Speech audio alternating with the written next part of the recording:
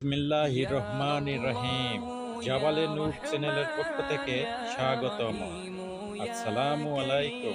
সম্মানিত দিনদার ভাই বোন বন্ধুরা, শত্রু দমনের আরও একটি আমল নিয়ে হাজির হয়েছি।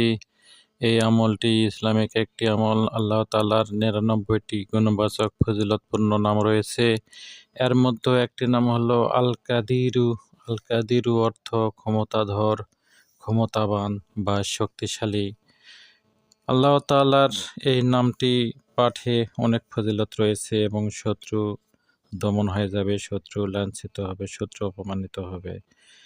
যে ব্যক্তি ২ রাকাত নামাজ পড়ে ১০০ বার ইয়া কাদিরু পাঠ করবে, আল্লাহ তাআলা তার শত্রুদেরকে অপমানিত ও লাঞ্ছিত করবেন।